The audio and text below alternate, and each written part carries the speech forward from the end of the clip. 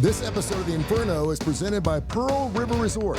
Pearl River Resort is the perfect place to spend a game day weekend. With gaming, golf, dining, entertainment, and more, there's no better place to stay and play.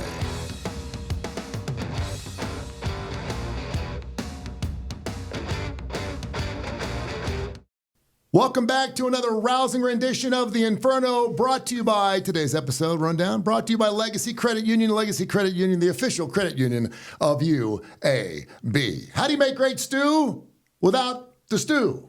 Or the beef without the... We're going to find out if the UAB Blazers can get it done this weekend. This week in Blazers Athletics, why the show must go on. Digging up the dead, Trent Dilfer. He is the head coach of the UAB Blazers. He'll join us here in just a few minutes. And the man right here, Mark... I love this guy. Mark Ingram, the UAB Athletic Director. He's going to join us here in just a few minutes. I'm Tony Curry. The Inferno starts next. Trent Dilfer here, head football coach of the UAB Blazers. I want to tell you about my friends at Legacy Credit Union. Legacy began as University Credit Union in 1955 and remains committed to UAB faculty, students, alumni, and fans. Not only do they support the Birmingham community, but they are also proud sponsors of UAB and UAB Athletics. Visit LegacyCreditUnion.com and find out why you should become a member today. Welcome back to the Inferno. Trent Dilfer will be making his big appearance. He comes in and we all kind of scoot down a little bit and get ready for the big Inferno. We got a monster show here today. I want to talk some music. Something happened this past Saturday that I think is perfect for the hot topic today for you and Trent. Which is? You know who Brantley Gilbert is? No, I don't. Brantley Gilbert, a country music star. Okay. He was playing in Tupelo, Mississippi this past Saturday night. All right. And halfway through the show, he gets one of his stagehands and comes over and say, "We got a problem here." And he's like, "What's the problem?" He goes, "Your wife is in this tour bus. She's having a baby." That's a problem. And he's like, "Oh." So he leaves the concert, and goes back to the tour bus. Does she deliver on the bus? She's delivering on the bus. That's awesome. And while she's delivering on the bus, he's doing an Instagram thing. So if you're following him in the crowd, you see what's going on. And then he looks at her. This is her third child. He looks at her and says, "The show must go on. I'll see you in a little bit." So he goes back out and finishes the concert and says, "Ladies and gentlemen, I just had a baby." Oh, great. I know you've had That's a lot incredible. of situations because you're in a very important job where you just can't say no. You just got things to do. You've got plenty of kids. Is the difference between the first kid and the fourth kid? Sure it is. We'll talk about it on the hot topic coming up in a few minutes. I'm sure, Trent, I hear a lot of football players, where players will say, "Listen, he can't play this weekend because of maternal situations." But then I've seen other football players going, "I'm playing." Well, what if it's a Super Bowl? Do you play? Man, look, I was working at the University of Missouri, and we were about to have our second child. My wife asked her doctor, could she travel with the team with me to go to Colorado? This is before Colorado left the Big 12, and has now, of course, come back to the Big 12. In Missouri, we were in the Big 12. So she gets permission. She's about 6 months pregnant. We go out there, and it's high, elevation, the altitude, whatever, and I don't know, barometric pressure and all this stuff has something to do with it. We walk around a little bit too much that day, stairs. Game happens, we're flying back, and she starts to really feel awful. And we've already had one child. This is baby number 2, so she knows what it feels like. Mm-hmm. We've got team doctors on the plane, and she's really feeling awful. And she's like, "You need to talk to the doctor. I'm really concerned." So we're in the air, flying home. And I'm talking to the team doc. I'm like, "Hey, I don't know." And now he's up and he's talking to her. The athletic director, a guy named Mike Alden, his wife, Roxanne, who he calls Rocky, was really funny and incredibly sweet lady. And she was so excited about this. And she's like, "Oh, my God, are you going to deliver on the plane? This is so exciting." And my wife's picturing herself delivering in front of the football team. This is on the team charter. Thank God that did not happen for a lot of reasons, but there was a minute there. She made it to the ground. That'd be a great story, though. Really thought. To be born in the air is pretty amazing. That'd be awesome. What a great story to tell your And kids. how would you tell, what do you put on the birth certificate? Where were you born? Over New Mexico. We were halfway between 30,000 feet over Cincinnati, Ohio. I don't know. The Bulls at South Florida, 0-2 in conference, 2-4 overall, 2:30 this Saturday. We'll get into that with Trent and Mark coming up in a few minutes this week in Blazer Athletics. What else is going on with the big old gold and green, man? Well, I'll tell you what, we had a great weekend in volleyball. We had a sweep there. They beat Temple and Charlotte. Both of our soccer teams had ties. And we've talked about this on the show before. I cannot stand that. And I do enjoy the game of soccer, but I cannot stand that we tie. I'd rather just see both teams at the end of regulation just pick their best player and do a sack race across the field. Thank you. And that would choose the winner. But they have a scoring system where throughout the season where if you win, I believe I'm sure somebody's going to write and say you got this wrong. But if you win the game, you get 3 points. If you lose the game, you get no points. If you tie, you get 1 point. Yeah. And so ties through the rankings, and as you get closer to the standings at the end of the year, they actually do have value. So we tie men's and women's soccer both had ties, so not losses, ties. Okay. You feel the same way about the National Football League? Yeah, I can't stand it. I just don't understand why the amount of time and energy that anybody throughout. You think about the off season, the player off season training, the amount of time the coaches put into it, then their practice and preparation for a game, and to come away with a tie. I just think it's got to feel horrible. No, in that game they go, well, it's okay. What makes it even worse is they call it 0-0. Yeah, just call it 0-0 for God's sakes. I mean, you're just rubbing salt in the wound. 0-0. What is that all about? No, I'm totally with you. I mean, they always talk about the opportunity to score is the fun part of soccer. Yeah, well, they do. And I'm not going to poop now on they soccer. do penalty kicks. They do penalty kicks when you get to playoffs. Yeah, right. So when we get to the conference tournament, they won't if you're going to do penalty kicks and if you're going to do penalty kicks in the playoffs like they in the National Football League, you can't end the tie. Then why not do that during the regular season? I'm sure they have a reason that I don't understand, but anyway, we had 2 ties, so that was good. And now we're headed to South Florida, who is pretty big, pretty physical team, and look forward to hearing Coach Dilfer talk a little bit more about them. But, we really, our hearts go out to them and all the people in the Tampa area for what they've been through over the last week. They lost this past weekend. They moved their game to Orlando to play Memphis, which they were still like kind of up in the air. They were supposed to play on Friday night. They had to move the game to Saturday. Are we going to play? Should we play? Can we play in Orlando? And they got to move the whole team to the hotel. And, Memphis is a good team. Got them 21-3. I believe they're back. I know yesterday afternoon they were still like trying to transition back to Tampa. I believe now the word I got this morning is that they have now fully transitioned back, which is great. But what you don't think about is each player lives. They don't all live together. Mm-hmm. So if the stadium's okay, great. Is the facility okay? Well, great. What about this guy's apartment and this guy's house and his car got washed away? And you're just dealing with stuff. Yep. They're dealing with stuff. Trent Dilfer will join us here in a minute on the Inferno, and then Andy Kennedy will be joining us on the show. And yes, we will have both gentlemen in here on the Inferno, which is why this show was kind of set up in the first place. To have both those knuckleheads in here at the same time is going to be a blast. We need to go. The 4 of us. I was thinking about we need to go do that dancing rabbit thing at Pearl River. The 4 of us, the foursome, right? Right, they had to go, and because I think Andy doesn't play golf, but that's why it would be fun. Neither does Charles Barkley, but he does. Right. But we need to go out because I feel like when you get on a golf course with a dude, you really learn a lot about that dude. You really learn a lot about it because you can tell their jokes, you can tell their delivery, you can tell about the family man, their work, you can their ethic, you can tell.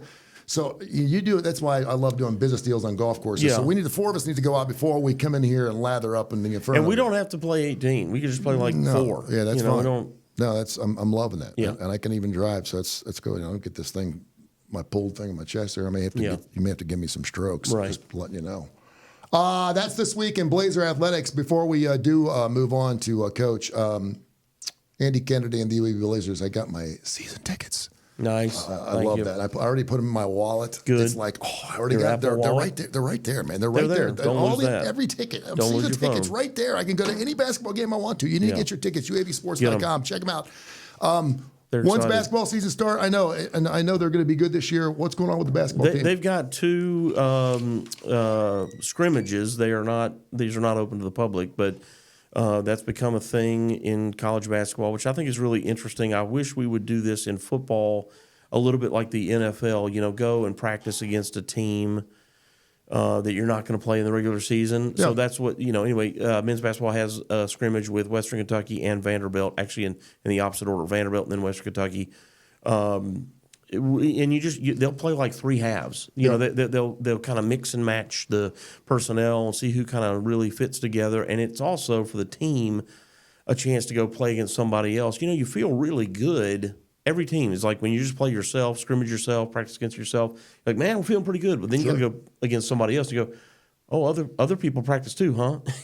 Yeah, they've been lifting weights and watching them. They're good too. And it really helps you kind of it grounds you a little bit. Like, okay, let's get back to earth. Here's who we are. Here's what we're good at, and you need to get better at this. So they're doing that this weekend. They're at Vanderbilt, and I think it's the following weekend they're at Western, and then 1st November.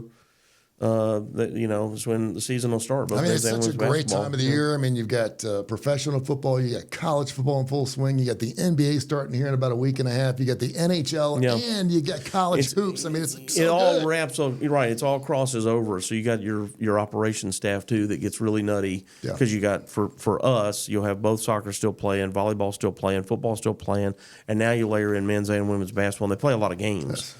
So through, call it November, December, it gets pretty wild. And then you have it on the back end. It gets nutty. It does. Well, then in about February, that starts back up again because you got baseball and softball overlap with them. So, oh well. Great stuff. Mark Ingram, the UAB athletic director and the head coach of your UAB Blazers, Mr. Dilfer. He's coming up here next. This is the Inferno. The if in life, it's a world of possibilities. If you go for a night out with friends, if you can keep an eye on your money along the way. If you know you have overdraft protection with no fee transfers from savings, when you get a low balance alert, it's easier to say yes to fun. If that sounds good, try Regions Life Banking.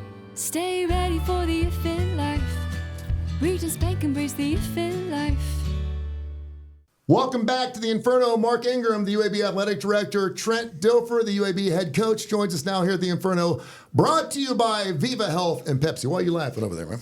Just smiling. Can't just smile? Yeah, you can do whatever you want, brother. It's your show, man. I'm just here for the enjoyment. Trent, what's going on, brother? I'm trying to smile. You know, you're doing just fine, man. You're doing just fine. Welcome back in the Inferno. I know you were off last week, and so we carried the load for you, and it was fantastic. We were hoping for a win. By the way, the cop didn't show up.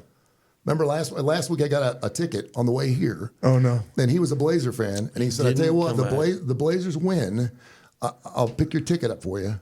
But and if they lose, I'm going to give you a ticket. Meet me here next week, same time. And I was there. I was right there at the bottom of the hill by the holiday. I did. You really? I sat there and looked around because He's not there. I don't want a warrant out for my. No, he wasn't there, so it's on him, dude. Well, now it's on him. No problem at all. The UAB Blazers getting ready for South Florida this weekend. They're 2-4 overall, 0-2 in conference play. The Bulls are at 2:30. Should be another interesting game. And, of course, looking forward to ending a losing streak for the UAB Blazers. Let me back it up just a little bit here. Obviously, the last couple of weeks, 2-3 weeks, haven't been exactly what you wanted to. You also haven't had the best player, I'll say it, the best player on your team the last 2 weeks in Jacob Zeno. How does that not only play into your offense that we're so used to seeing put up 20, 30 points in the first half, and now we're seeing 6 jobbers and 7 jobbers. And listen, I think Kitten is doing the best job he possibly can, but he was thrown in there midseason. And how that plays out with your defense. Because I think when you don't keep drives alive and you're not making those fourth down plays, obviously the defense is going to tire a little more because they're on the field a lot more. But how's the offense play into the defense, and how is Jacob doing?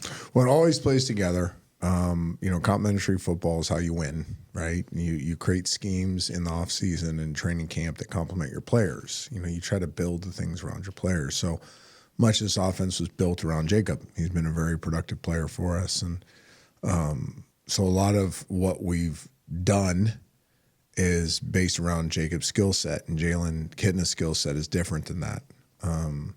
I will say to defend, and I defend any quarterback this way, that, a lot of our flaws, let's take Army specifically, were not quarterback driven. There's a lot of other things that happened that prevented us from scoring. Yeah. In fact, in the grading system, he only had 2 poor grades. The first interception, and then he missed a screen pass that probably would have got us 10, 15 yards. He threw a little low. But besides that, he graded out very well considering the circumstances. Made some NFL throws that, weren't finished and, put us in negative situations. I think the crux of your question, though, is how do they feed off each other? And unfortunately, that has been one of our greatest weaknesses amongst many, is our inability to not allow adversity to affect our energy. Like, this is a football team right now that does not know how to compartmentalize adversity, that doesn't know how to shake it off. It sucks the life out of us when something adverse happens on the field. So, the first fourth down, it's, by the way, it's like it's a go situation considering the game you're in. We knew going in that, 4th and 2 or less in certain parts of the field were a go. We call a play that we had executed at a high level. We execute it up front. We don't go to the right hole, and we're going to get it. We don't. Well, that's okay. Like, that's not the end of the world. Yep. Instead, you would have thought a balloon popped on the sideline. And right there, I'm going, okay, I mean, I know this is an issue, but it's like in your face. Like, here we go again. And there's only so much a coach can do to bring energy. You need a player-driven team, and you need guys that rally around hard things, that they rally around that adversity. Instead, it deflates us. And it is one of the many things that this week we have to address. And they're young people, so it can change, but it needs to be brought to their attention, and they need to understand the overall effect of that. I think we all need people in our lives, and when things are tough, to come alongside of us and be like, hey, let's go. Yeah. Let's have some enthusiasm. Let's have some excitement. Like, it's not the end of the world. And unfortunately, we do not have that to the level we needed on game day. It hasn't helped. 2 of the last 3 weeks you've been playing 2 undefeated teams, obviously in Army and Navy, and they haven't been undefeated, I think, together since like 1945. That may be even longer now. Army has the longest active winning streak in the FBS. I don't know if that's ever happened. When you play in a team like Army, you know they're going to run the football. Can you explain to people, because I was trying to explain, I'm not an X and O's guy, I'm not a coach, you are. But explain to people, when you know they're going to run the football, we're typically told, hey, listen, you need to run to set up the pass or the pass option. Knowing they're not going to throw the football maybe 2 or 3 times a football game, how are they still successful with that play, with that running ability? I think number one, that there's a tremendous will of their offense. They not just want it more, they understand the challenge ahead of them when the other team knows what you're going to do, and they embrace that. I think second of all, they play with incredible leverage. So it doesn't matter how many people you have up there. Think of rugby. Yep. Think of the what they call the Philadelphia Eagles tush push. Yeah. Think of the tush push, but amplified. The backs of the offensive linemen, how low they are to the ground, how they're working up on a defender. They're always lower than you. They've never stop their feet. Like, the whistle's blowing and their feet are still moving. Yeah. And then they've added an 11th hat to the run game, which is the quarterback. And in my opinion, he's one of the top 5 players in the country. That's good. He's an incredible football player, incredible competitor. We were talking yesterday. This guy's like a defensive end. Yeah. He's like swatting people. He's a monster. And now you have to account for him, but you're like, okay, well, quarterbacks can only do so many runs. Well, then what they've done the last 2 years, and really more so this year, is they've added all these tailback plays. So regular counter, GH counter, trap plays, outside zone plays. And they've added the running back as an extra blocker, and then the quarterback delays this footwork, and he becomes the tailback. So your timing of run fits are all off. They have an extra blocker blocking your defender that's supposed to be there to make the play. It's a real challenge. I don't think their offense will get stopped. I think it'll be contained. Yeah. Somebody's going to be good enough to win those single blocks, split doubles. Win on first down. If you can win on first down, you have a better opportunity because they're not going to be as successful on second, third down. So much of what they do is trying to get 4 to 5 yards in first down because now they can do anything they want. Sure. Somebody will slow it down. I don't know if they'll stop it. But the biggest thing, and it goes back to your original question, you have to score points. Like, we knew going into that game, our goal was 45. Offensively, we talked openly about it. Now, they only allowed 9.3 per game. Yeah. So we're like, this is not going to be easy. Like, this might be a pie in the sky, but for us to win this game, we have to be ultra aggressive. Well, the first play of the game, we're going to get 50 yards. Pretty good start. We don't finish a catch, and we drop a touchdown, and we have a ball go off our hands. It's intercepted, and we miss holes in the run game. We don't come off a basic ace block on a play we've run 1,000 times and create a negative situation. We don't pick up a 4-man rush, on a basic thing we practice all the time. So I think that it's hard when you're saying, okay, offense is going to complement defense. We're going to give you a chance. And then you don't hold up your end of the bargain. Well, you already know your defense is in a tough situation. Now they're in an impossible situation. Yeah. So that's how the thing snowballed. And not an excuse. It's just the explanation. Yeah. Trent Dilfer, the UAB head coach, along with Mark Ingram. He's the UAB athletic director. I'm Tony Curry. This is called The Inferno. We do it every single week. It's brought to you by Viva Health and Pepsi. The one thing that I was looking at, I was scratching through some numbers, 1 in 6 and 4th downs the last couple weeks. I know that as a fan, I love that because I know it could be on your own 34, your own 23. If it's on your own side of the field, I don't know what the parameters or the algorithms say to do. It's only a yard, and then you obviously have a play for that, maybe a rub play like you'd run down from the 2 or something. But I always like the idea because I think you got a better shot at making it and keeping that momentum. Have you felt any pressing of your own to be going for it that early in the game from your own side? No. Okay, so I'll try to keep this simple. When I was on TV, the analytics started, and I was very skeptical. I was the guy, I'm an old school guy, so I was like, gut, probably better than analytics. And then you saw the NFL, some guys kind of adopt it, and it wasn't real successful, the Chargers. Yeah. So when I got here, I was like, I want to study this. I at least want to know the why behind. So I met with CAI, who's the analytics company, relentlessly and asked them. And it is 10 years of data. It takes every situation of every individual matchup week to week and account for it. And here's what got me to lean towards it, is it's designed to go win the game, not keep it close, not lose by less, but to always give you a chance to win the game. And the odds when you convert these 4th downs, your odds of winning go up exponentially, like not just a little bit. You're stealing a possession. So onside, and just deflating the defense, right? It's a backbreaker. Yeah, onside kick steals a possession. Yeah.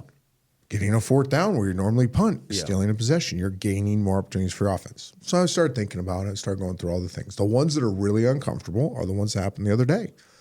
It's early in the game against a team is probably going to score if they get the ball in a short field, and you're going for it on your own, let's call it 30, right? Or 30, what was it, 34? 34. Yeah. And but you practice it constantly. You have the right play calls. You have the right matchups. Like you're going to go for these. So you're working on them. And the book says no brainer. Like it's not even there's like green, light green. Like it is a dark green. Like this is 100% go if you want a chance to win this game. So there wasn't really a lot of thought. Now to answer your question, Tulane, I was very regretful of the second half go-fors because that game we would have lost, no doubt about it, but they wouldn't have put up a 70 spot. Yeah, and if you look at the numbers, you realize that. But going while we're playing it, I'm thinking, well, yeah, we're not trying to win, but I do want to play more football. Our team obviously needs more football, right? Like we have not proven to be very good at football. And so the way you get good at football is you play football. Mark just said something on the last segment that is like absolutely 100% correct. Football needs scrimmages because we need to test ourselves against somebody else because you don't know. Like unless you're Nick Saban, you've been doing this for 30 years at the highest level, you don't know when you play each other how good you are. Yeah. But if we were to go play, let's take Troy, for instance.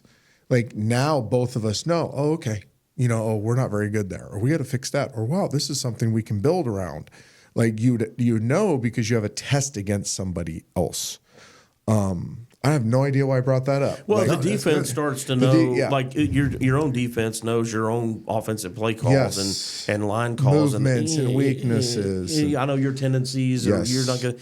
And so, it'd be nice if you could go test yourself. Yeah, but getting back to the 4th down thing, like yes, the only ones I really regret, and trust me, my daughter ripped me a new one for Memphis last year. When we could have kicked a field goal at the end of the first half. We're having a good thing. I think Mark disagreed with the 2, which is fine. I understand that. I don't even remember. But listen, the book was like 1,000% go with a backup quarterback against Memphis at home, them getting the ball in the second half. Like it takes everything into account. Is there a yardage on your side of the is there a yardage where it's on a 4th and 1 not to go for it? No, it got to be on your own 4th 11? and 1. Inside like your own 15, there's some.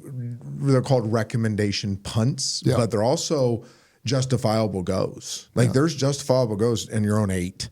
in certain games. When you're a 21-point dog or something, like it's a And justified. historically, this is not what you do. No, nobody does but this. this is 10 years of data now. No, it's 11 actually now, but it's 11 years of this. These people, and they get it. Some of them were skeptics when they started to do all this stuff. And now it's just like, if you want to win. I always play it like if I was on the other side, would I want you to go for it? That's what I always think. And if I was on the other side, I would not want you to go for it. I'm going to give you a crazy one. Because I figure you're going to get it. Yeah. We go for as much as anybody in the country. I was going to say, do you know what that is? Yeah, we've been very good. Now, here's the other thing, too. I was furious at the end of the year, and I asked Mort, we got to get better on 4th day. He goes, Trent, here's what the data says. Like, we're really good relative to the rest of the country. Now, there were some situations we weren't in critical times that jump out. But you forget, we only beat USF last year because of a 4th and 6 on our own 44 that we convert, that we go down and score, then they turn over, we score again. You know, I mean, there were games that we did win that we won because of this methodology. You could argue Memphis, maybe we win if we do get points there at the end of the first half. That was my daughter's arguing about. But, I mean, they ended up beating us by 10 or something. And then I look at the flip side. What if we do score a touchdown there and we got them down by 14 at home and they got to come out and panic a little bit? And, you know, so there's always those scenarios. I'll tell you the crazy one. The one that I still am freakishly uncomfortable around. So we kicked that long field goal, right? We were half a yard away from a go situation. I was almost thankful. Like it's 4th and 6.5, and 4th and 6 was a go. And I didn't feel like we could get 6 yards. You know what I mean? Things were not rolling at that time. So when you go with the algorithms, do you go with it 100%? No, you got to let your gut call I still believe your gut. You have to be, you know what I call it, discerning. Yeah. You know, you have to be discerning with, you got to know your team. You got to know the vibe. Like this week with how we haven't handled adversity well, I may not go for it in a situation that may suck the life out of the defense if we don't get it, because they've proven they can't respond well to that situation. Now, Sione is the first, because we started playing around this in high school. Sione's like, I don't care where you go for. Our job is to step on the field and stop. Like it doesn't phase him, but it's phasing the players. Yeah. And then when it starts to phase the players, well, then, you know, every building excuse making starts. But also, it's the ones that'll blow your mind. Blow your mind are the goal to goes. Like you would think 4th and goal from the 4 is a guaranteed field goal. No way. Yeah. If you're an underdog, it tells you to go for it. Yeah. Like again, it's all based on who your opponent is, right? And they're saying, why would you not take one shot here on 4th down from the 4 against a team you're not gonna beat if you kick field goals, based on Vegas, based on all that stuff. And now listen, those I don't go, those, because I think 4th and goals are very hard down, right? I just think in general, the goal to go situations are very difficult. And I have ignored the book on some of those. But it's truly any book coach that's following book. Now I'm not beholden to the book, but I am following it throughout the game. There are some internal dilemmas, boy. I mean, win, lose, draw, you're sitting there going, oh my gosh, we're about to have a 6-point lead against a team we're supposed to beat where we could go up 2 scores, which in my world has always been go up 2 scores, go up 2 scores. Yeah, sure. And it's telling you, heck no. You better keep scoring touchdowns. When I was in school, Florida was a real nemesis for us, and Steve Spurrier was the coach. Years later, I was at some function, and he was there, and of course, he's giving me a hard time, you know, because they beat us, and I get mad just sitting here talking about it. Anyway, there was this one particular year, I said, I felt like we had more talent than you. He goes, you probably did. And I said, it's just so aggravating, you know. And he said, you guys started kicking field goals. He goes, and I knew that when you started kicking field goals, we had you. And I just was so angry. I mean, I'm mad talking about it. But there's something weird to it. Certain very confident people in their offense are like, oh, yeah, that 3 is okay. We got you. Bill Walsh, and I was lucky enough to spend some time with Bill before he passed. And he used to tell his 49ers teams this, and then Steve Young would just hammer this into my head when we worked together at ESPN. The more field goals you kick, the closer you are to losing. That's what Aldo Greco used to always say. He was, of course, a kicker for 20 years. Really? He said every time you make a 3-pointer, you're that closer to winning or losing. Yep. I can't believe he would say that. Yeah. Mm-hmm. Now it's different when you play for like my defense in Baltimore. We knew, like Roger Woodson told me, hey, scoring 1 touchdown, kick, field goal, 100% chance we'll win. Yeah. Whenever I text him, well, you held him to a field goal, and he goes, that's 3 points closer to losing. Yep. I was like, wow. Great stuff, man. Thanks for the insight on that. I want to get into some hot topic stuff. I kind of tipped you off at the front because I wanted you to. I don't want to have you cold. And of course, we could sit here for 3 hours. There's no time limit on the Inferno. When it's hot, it's hot. We just get after it, right? Smoking. But before we get into that question, something happened this past Saturday that you specifically came to mind when I thought, oh, this is going to be great for the Inferno on Monday. Brantley Gilbert, who's a country music star, was playing at the Cadence Bank Arena in Tupelo this past Saturday night. And he's playing in the middle of a song, and someone on the side of the stage is like, come here, right away. And he comes over and he goes, hey, your wife's in the bus having a baby. Whoa. And he's like, whoa. He's like, okay. And so he walks off stage while they're continuing to play. He goes back there, gets on Instagram, trying to do the whole thing live. And she's sitting there. She's got the towel up. Oh, my gosh. gosh. She's giving I birth. didn't know anything about this. Yeah, she's giving birth. His name is Abraham. He calls her a frickin' savage. He goes, my wife is a frickin' savage. You know, Yeah. she's sitting there giving birth to her child on a bus. It was their third bus. child. They have an 8 and a 6-year-old. Then he looks at her and says, the show must go Yeah, on. can I go back? So he didn't say, can I go back? He said, the show must go on. He looks at the phone, he walks back out and gets on. By that time, half the crowd had realized because they're following him. Yeah. They're like, where the hell's Brantley? He's been And on they stage named their for- daughter Tupelo. No, but that would have been awesome. that- oh. No, it was a boy named Abraham. And so he says, I just had a boy. And of course, by then, it had gotten through the crowd that what had happened. So he finished the show. I know as a professional player, and we've thrown this scenario out a million times, and I see, I'll see a player out because of paternal reasons or wife's going to have a baby or whatever, and I'm totally cool with that. I think it depends on whether it's your first one or it's your Yes. 15th one. I I think agree that with plays that. into it. But I do wonder what it would be like if Trent Dilfer is the quarterback for whoever in the National Football League, and you got to play a Super Bowl, and your wife is due on Sunday morning. What do you do? Well, first of all, she would tell me to play. You know what I mean? Like, I think it mistake depends. number one. Just because she tells you that doesn't I don't mean you know. do it. I think there's certain wives that they get the amount of people that are dependent upon you for their success. Yeah. Right. And I know for a fact my wife would say, "Go play." She gets it. Yeah. Yeah. Our first one we missed. I was at training camp, mini camp in Tampa, and she delivered 2 weeks early, emergency C-section. We tried to get back private that morning, couldn't do it. I ended up going commercial through L.A., Tampa to California, and get there 2 hours late. Saw the pink ribbon. We didn't know, boy or girl. Yeah. Wow. To this day, my daughter does not hold it against me. She'll joke about it. Yeah. Our son that we lost, but we had him during football season. That was that was a planned C-section, so we planned it around the work week. Yeah. It was November birthday. The funniest one was Tori, my third. My wife goes into labor. She wanted Burger King before she went in there, so we get stuck in the Burger King And that line. induced. So she was not Induced by a Whopper. Well, Yeah, so we're induced by sitting a there Whopper. in the Burger King line, and she starts "Oh, Trent, this is coming." I had to drive over the median, over some bushes in a truck, and get out of the Burger King line, get her to the hospital. Well, then we're sitting there, and Tiger Woods was in his run at the time. He was just at 2 or 3 years into his greatness, and he's playing the end of a tournament. I'm sitting there watching as they're prepping her, and he's on the 16th hole, and he makes a birdie to tie for the lead or something, and I'm sitting there, and they're taking her in, and she goes, "You coming?" I'm like, "Well." Not really. I need to see if Tiger wins. Yeah, don't you want to know? Don't you want to know? I said, don't you need to know too? And she goes, well, I'll just have the nurse scream for you. So literally, Tiger wins on the 18th hole, and I'm hearing, Dilfer, come on, we're moments away. I literally walk across the hall in the delivery room. I never went downstairs for any of the births. 20 seconds, I'm in the room. Out pops Tori. Yeah. I'm like, I timed that up perfect. Tiger timed that up perfectly. Yeah, that's great. So I think the wife matters. The first one I do think is interesting. If I have a lot of people dependent upon you for their success, and your first one's coming, and your wife says, go play. I don't know. I don't know if she should. I don't know if I'd believe her in that moment. You cannot fail by taking the high road and saying, yes. no, I'm going to be here for you. You can't fail. Yes. Now, I'm not saying it can't work the other way, but that little nugget will always be in the back of the her road brain. game's really interesting because you got to make a decision, before you get on the plane. Yeah. What you're doing. A home game, I could see a situation like that where wife delivers at 9 a.m. and kickoff's at 1. You're like, hey, can I go roll? She's like, yeah, get out of here. Go throw some touchdowns. Yeah. Right.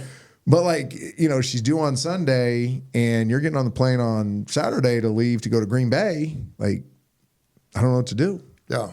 And I'll be honest with you, as a fan, when I hear about a football player missing a game because they're having a child, unless it's their first, I kind of see them as a little soft. Yeah. I do. I mean, You only get 16. You only have 17 opportunities in the NFL. If there's 13, But you may only have one or two of these too. But if it's your first, I It's totally hard. get it. If you're first, you got to. I say you do whatever it takes to be there for the first. But the second, third, fourth, I mean, it's kind of like we've been there, done that. We've seen that, unless there's a complication or something. But Yeah. Our fourth, we had just moved into a house, and when you first move into a house, you got boxes everywhere, and like mail was being just collected every day, and I wasn't going through it, and we were keeping it in like a grocery bag. So it's time, and on the way out, I grabbed this bag, of clothes, the things, the delivery bag, your prep, and then I was like, and I grabbed this bag of mail because you're going to be there for a couple of days. And so I'm going to pay my bills. Yeah. Well, I gotta go. Let's see what's so Amy's over in the corner in this big delivery room, and they're putting all the monitors and stuff. And I'm not even realizing it. I'm just like over here looking at, kind of sorting through the mail, and this nurse yells across. She says, "Are you coming over here?" And I said, "Oh yeah, I'll be there." I said, "But listen, y'all go ahead and call all your students. She's gonna put on a clinic." And he's like, she can deliver a baby. She knows how to do this. She's really good at it. First rodeo. Yeah, man. And the doctor came in. When he came in, it was so easy for him, and I know it's a blessing, that it was so easy for him. He seriously, it was like, y'all have a camera? He had nothing to do. He caught the thing, and then the nurses, take it away, and they're doing whatever. And he's like, y'all have a camera? You want me to take some pictures? I said, yeah, and also pay some of these bills I've already gone through. And I don't need that publisher's. I am wrestling with this thing as a coach. Like if I'm an NFL coach and like my starting quarterback's having their third, and he's like, "Hey, coach, I don't know if I'm going to go to." Yeah, if you win, you're in. If you lose, you're out. I mean, what do you? I don't know what I say. I like. Really? Maybe that's what you do, Joe. Really? Like, haven't you done this twice? I mean, at first, your kid's not going to remember. No, but she will. She sure will. And if you want a fourth, I think it's totally up to the wife. I think it's totally up to the wife. Let me tell you what your father did on your birthday. But see that's not good, because when you put it on the wife, then she's going to go, well, it shouldn't be up to me. You should know. That's what she's going to say. I know. That's why I say. That's why I just say for every child, guys, just if you work at IBM or something, it's a no-brainer. I mean, no one's depending on your work. Yeah. So just if you're go. a professional athlete, plan your sex life around the possibility of having an in-season baby. Yeah, maybe that's the moral of the story. Good luck with that timing. Difficult. That doesn't work. They didn't work for COVID, that's for sure. Today's Coach's Corner brought to you by Aviva Health and Pepsi. This is the hot topic as well. Closing thoughts coming up here next. I want you to name one person that, if they pass, when they pass, or if they've already passed, really affected your life. Because Pete Rose did that for me. It's coming up here next on the Inferno. Are you getting sacked by monthly fees on your checking account? Trent Dilfer here, head coach of the UAB Blazers. Legacy Credit Union's everyday checking account can get you back in the game. No minimum balance, no monthly fees, and get paid up to 2 days early. Check out LegacyCreditUnion.com for more information and apply today. Legacy, the official credit union of UAB. So, the age of 83, Peter Edward Rose passed away. I told this story. I lived up in Westchester, which is right down from Mason, Ohio, and Pete had a place in Beckett Ridge, which is between the two. That's basically where my in-laws live. Yeah, and there was a batting cage up in Mason, and we used to go up there with a keg of beer, and we'd do slow pitch softball. Had my Friday night rehearsal dinner at Beckett Ridge Country Club. There you go. Yeah, did you ever slide down that big hill? I did not, but I know what you're talking about. It would kill you. Some kid would lose their life every year because they'd slide down that big hill. So we're up in the batting cage, and someone said, "Hey, Rose is down the 95-mile-an-hour cage. Let's go down there." We went down there, and the cage is like the wires go out like a corner like this, and he had a piece of white notebook paper every 3 feet, 8 down this side, 8 down this side, and could tell you which one he was going to hit from either side of the plate. And a 95-mile-an-hour fastball cage, he's like, number 3 on the left, 3 on the right, and just go back and forth. It was the most amazing thing I've ever seen. It was incredible. And I also got a chance to be there for game 39 of his 44-game hitting streak, and then of course he missed it on 45. My and wife then was next at night, the game when he did it. And then the next night he went like 4 for 6 or something, Yeah. like 4 or 5, whatever. Anyway, I just thought Pete Rose was the greatest baseball player of all time. He'll get in the Hall of Fame now because he's dead and he won't be able to enjoy it. They'll put him in there just like they did with Kenny Stabler posthumously. They're not going to let him enjoy it, but they'll put him in. He's already in there. There's a whole Pete Rose shrine in Cooperstown. All right. Yeah, you walk in, there's a whole room dedicated to Pete Rose. He's just not in. Yeah, he's just not. How about that? Yeah. So, but is there anyone in your life, and I was going to say football-wise, but I mean, could it be more important that outside your family members, obviously? I think about my dad and think about things that obviously are very painful, but from a celebrity standpoint, people you didn't know but really had an impression on you in your life. Well, I knew both these people. You asked me this before we started the show, and I started racking my brain. And the two that came to mind first that had an effect on me, actually, ironically, were two Green Bay Packers who were our rivals in Tampa. Bart Starr. Mm-hmm. I was fortunate enough to win the Bart Starr Award as a player, which is, Walter Payton's Man of the Year. Bart Starr is kind of a similar thing where your teammates vote one player from every team, and then there's one guy that wins at the whole NFL. And I was fortunate enough, honored to win that in 2003, I believe. But I got to know Bart a little bit through the process and what he stood for and just his impact and his legacy. Did you know he wrote a love letter to his wife every day? He's amazing. He's an amazing man. He used to come to the studio all the time, just the class. I mean, Yes. This classy guy. How about that? Everything you want to grow up and be like. Yeah. So I think Bart, and I've gotten to know his son who lives here in town. He's a great man. The other Packer that really shook me was Reggie White because he died at such a young age. Yeah. A great Vol, a great man. And to play against him for what I think I was 0-10 against him in Green Bay. Him and Favre, beat him a couple times at home, but played against him, let's say 16, 17, 18 times. And in my opinion, the most dominant defender of all time. Lawrence Taylor's up there, Derek Thomas is up there, Dion's up there. One of those, they're the Mount Rushmore. But Reggie was literally unblockable when he wanted to be unblockable. And two guys couldn't block him. He was just so strong.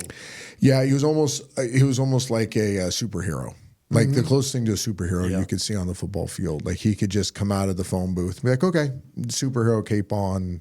We're about to end the game. I'm going to end the game. And he did it constantly. He did it throughout his whole career. I met him in college and shook his hand in our weight room, and it really was like shaking a catcher's mitt. Yeah, his hand was like just a 12, not an 11. Like mine's massive. a 9 3/4, 10, and his like 15. a 12. It was just huge, thick, and But an awesome man. And in my depth, like I've had the moment I'm going through right now as a coach. I've had this as a player, and the lowest moment as a player to get a phone call, an old rotary phone from an opponent, your rival, to say, hey, you're doing everything right. Stick with the process. Like, keep being you, become a better version of you. I play against you. Like, you're going to figure this out. Yeah. Don't panic. And then to see him after the game, and he would always sprint. He didn't sprint in the game. He didn't have to. And he'd sprint to see me after the game. That's cool. It almost took me under his wing in a weird way, even though we weren't on the same team, and just taught me so much, showed me so much wisdom, grace. When he died so early, it was like, holy, what is going on here? Like, we just lost a great one. So I'd say those two were the first two that came to mind. That's great stuff. Trent, good luck to you this week. Of course, you got South Florida 2:30. You're on the road again. Best of luck. Go get him this weekend, man. Let's knock it out. Get our second victory of the year. I can't wait. Get me out of some more tickets, will you? Got to find a way to go 1-0. You're going to make it happen. I know it, man. This is the Inferno. Till next week. Thanks for listening. This episode of the Inferno is presented by Pearl River Resort. Call an early weekend and head over to Pearl River Resort, where it's always no work and all play at Silverstar, Golden Moon, and Dancing Rabbit Golf Club. And be sure to catch the big game excitement at Timeout Lounge.